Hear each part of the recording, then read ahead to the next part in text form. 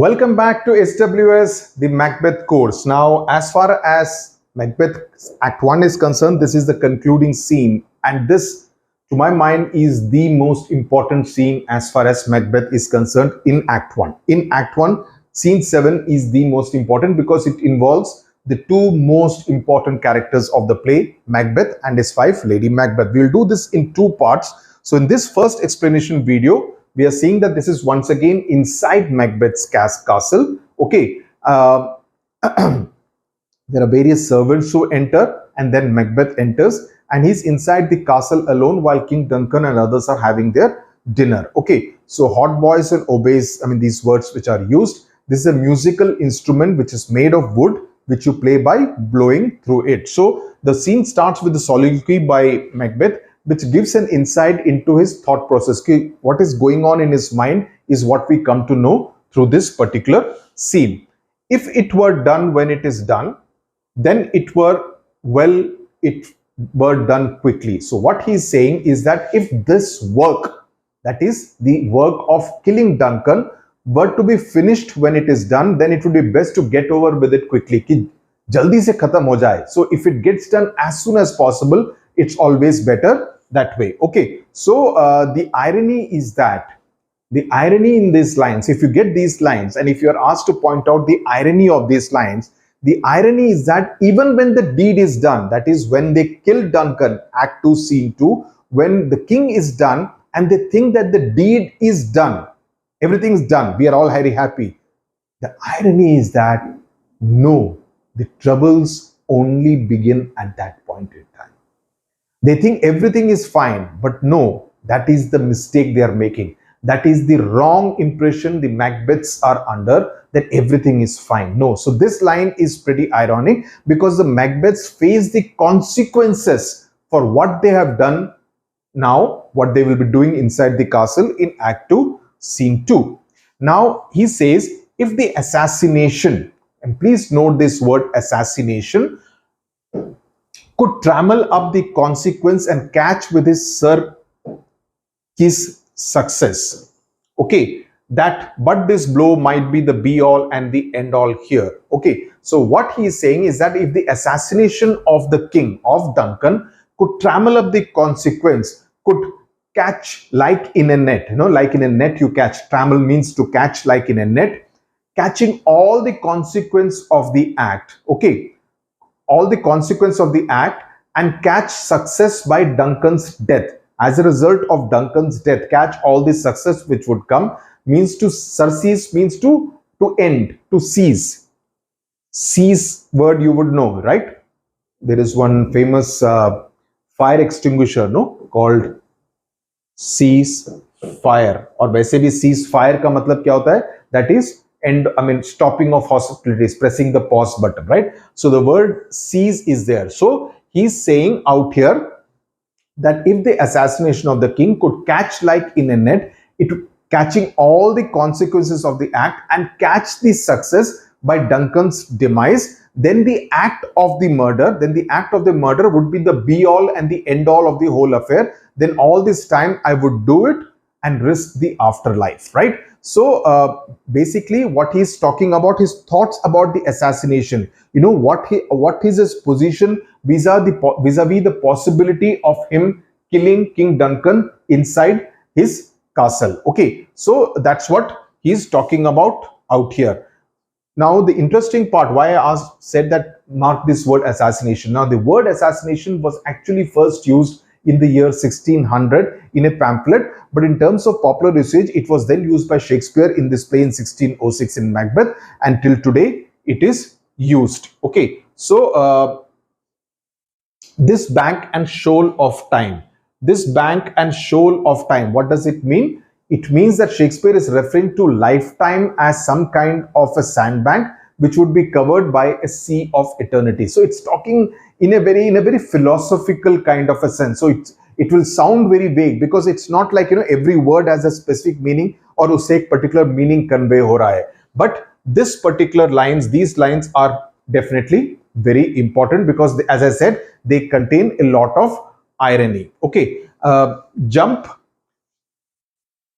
means to risk. Jump means to risk, that we would risk the life to come, that is the afterlife. Okay, but in these cases there is another point that I've written, that what Macbeth is saying essentially is that if the murder, okay, the meaning of the passage, if the murder could be committed without any after effects, that say kuch nothing will happen to us, then I would be glad to get done with it immediately. As soon as possible, let's get done with it. If I could be sure of success at the end of committing the murder, then it would be good, because if the murder was done. Okay, so basically it shows his contemplation whether it will lead me to success or whether it will lead me to failure. So he's kind of vacillating, should I or should I not? So that kind of shows a certain trait of his personality, that at one stage he's ambitious. What Lady Macbeth told about him, that he's full of the milk of human kindness, that he's ambitious, he wants to achieve something, but he's not willing to make that effort to achieve that particular stage. So that is always the trait as far as Macbeth's personality is concerned, and this particular passage shows that. And then he says, but in these kind of crimes we still have judgment here. So he says that, but for crimes like this there are consequences, like punishments out here, that we but teach bloody instructions, which being taught return to plague the inventor.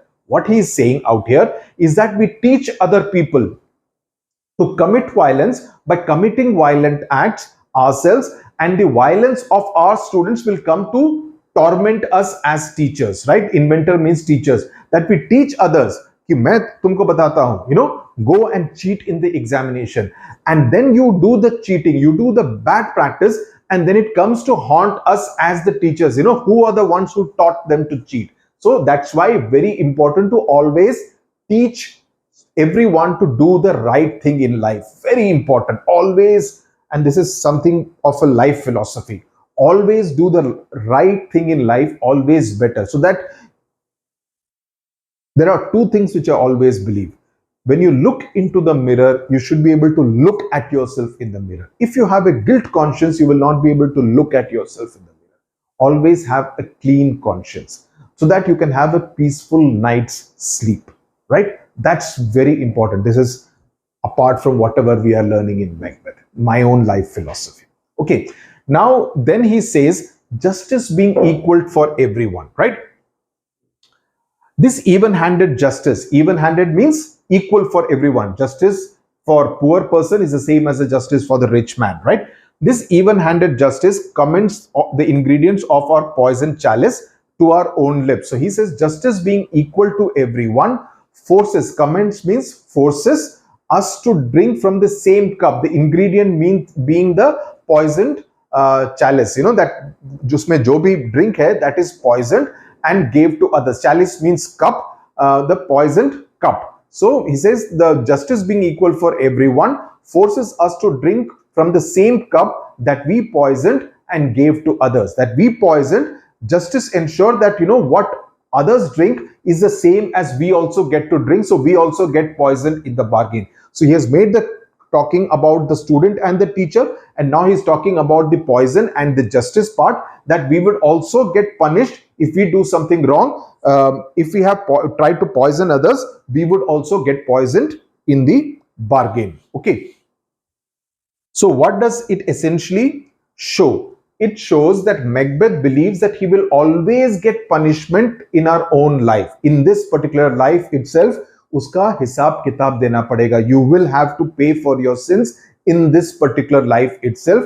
And if I were to murder Duncan, someone would plan to murder me. So if I kill him, someone will try to kill me. So I will bear the consequences. I will be punished for what I have done. So if I gave poison to Duncan, someone would try to poison me. The theory, what I say, of karma. Okay, so that's what he's saying. And then he says he's here in double trust. He's here trusting me in two ways. One, because I am his kinsman and his subject. Okay, so he's saying that one, I am his kinsman. Kinsman means that someone who is a blood relation, and we've already spoken about them being cousins. And both, and the fact that he's a subject means, he's the king, I'm the praja, raja and praja, right? And both are good reasons for not committing the deed, right? Both are strong against committing the deed. Then the second is also as his host, who should be against his murderer, shut the door, not bear the knife myself. As his host, I should not be holding the knife. I should be against the person who is holding the knife. But here, I am going to be the person who is thinking of holding the knife, bearing the knife myself. Besides, and he's giving, so if you get a question about what are the reasons what Macbeth cites in order to not kill Duncan, these are the reasons, so specific reasons: kinsman, subject, host, and he has been doubly good. And then besides this, Duncan hath borne his faculty so meek, hath been so clear in his great office. Besides, he says he has been such a humble person, right? Leader bears his faculties so meek means he has been such a humble person. He performed his duties very humbly. He has been free from blame, yani ki there has been no allegations of corruption, etc. against him. He has been great in his great office, referring to his honesty and not uncorrupt nature. That his virtues make him like angels will plead for him, that, don't kill him, right? And cry out like trumpets against the injustice, deep damnation of his murder, taking off, right? So he says against his taking off, that even angels will say that don't kill him because he's such a nice person. He has been honest, he has been not been corrupt, and he has, this person is also now a host, and he has been a very humble kind of a leader, born his faculties so meek. So if you keep reading the text, you will remember a lot of these keywords which Shakespeare is using. Okay, the deep damnation of his murder, taking off, and pity like a naked newborn babe striding the blast, or heaven's cherubim host upon the sightless couriers of the air. So he's saying, but pity like an innocent newborn baby will ride the wind like a winged angel. So he's personifying pity. That people will pity for King Duncan, right?